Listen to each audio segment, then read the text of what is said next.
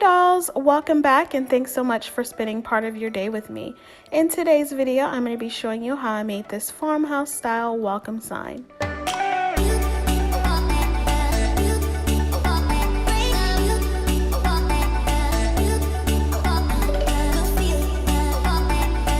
So the first things I'm using are these Christmas signs with Santa and Believe on it. I picked up 7 of them from the Dollar Tree, and then I'm also going to be using this contact paper. It's a wood type paper from Walmart that I picked up. And then the first thing I'm going to do is remove that rope from those signs because you're not going to need that. The contact paper is going to cover the entire sign. And then I'm taking off that star. There's a couple of pieces on here that you need to remove. So I'm taking that off. And then there is glitter on the mustache, the beard, and the eyes and eyebrows of this Santa. So I am sanding those down so I get a smooth finish to each of those signs. Next up, I am going to measure out this contact paper over this sign, and what I'm doing is just taking it out, going to smooth it out, and I'm going to leave a little bit of on the sides, so I'm going to make sure that it kind of overlaps the sign, and then just going to take my X-Acto knife and cut down on each of the sides, and then start to put that contact paper on top. It doesn't have to be perfect, but just make sure you keep a straight line so that when you start to put this together, the wood is actually straight. And then all you're going to do is take the X-Acto knife and go ahead and take off that extra paper. What I did is just took off the extra contact paper on the sides, like the short sides, and then I'm going to leave the longer sides intact and just fold them over.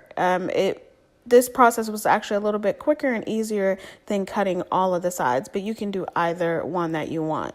And I'm doing it on top of another sign so that I don't mess up my table. And then there you have that finished wood piece, and it looks so real and it looks so great. The next part you're going to do is glue them together. I did 2 at a time, and in hindsight, I should have not glued it together like this. I did it 2 different ways, and this actually put a lot of hot glue on my table, which I didn't want, but I decided to go ahead and turn it over because it wasn't really gluing great this way. And so I turned it over and glued it on the back. This is probably the best way to do it instead of gluing the sides. And then after that, what I'm going to do is going to take some popsicle sticks, craft sticks that I got from the Dollar Tree, and glue those down. I glued 4 down to each side, and this is gonna keep all of them together. I thought about foam board, but I just didn't feel like the hassle of that extra step, and these craft sticks worked just fine. As you can see, it's staying together pretty nicely.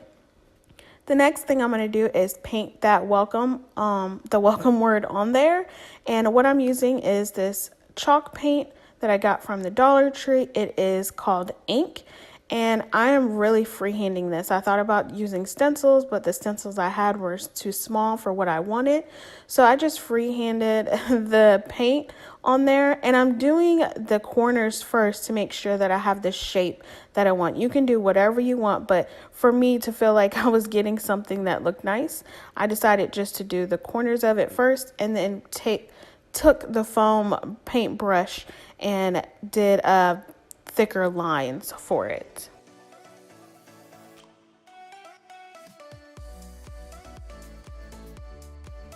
If you're still with me, go ahead and consider subscribing to my channel as I post weekly DIYs for your home decor inspiration, and make sure you hit that bell so you don't miss an upload. Also, tag me on Instagram at Michonne's Journey if you decide to do this project or any other projects that I have posted. And there you have that completed W, and I'm just going to let that dry.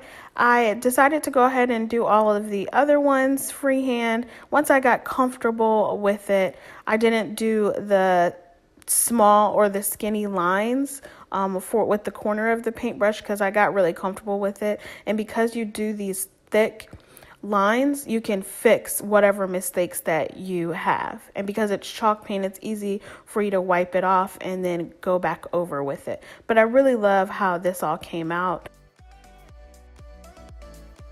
it's a favorite project of mine so far. So then all I'm doing is completing all of those letters. It all looks really great, and you can do one board at a time or two like I'm doing right here. I just wanted to show you guys the difference on maybe how it would be to complete each one.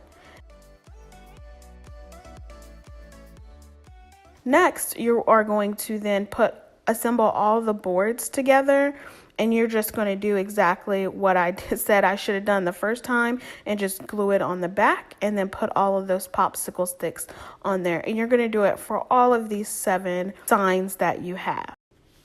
After everything dried and I had all of my pieces together, I decided to go ahead and take some sandpaper and take it to these letters to make it have a more worn and torn look to it. They looked really nice, but it was just too shiny for me and too perfect. So I really love the way that it came out with those little streak marks on it.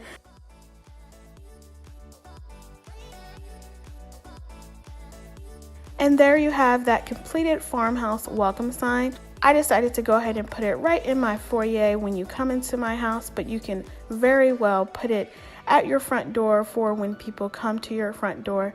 But I think it looks great. It's so pretty. It's so farmhouse style, and I love it.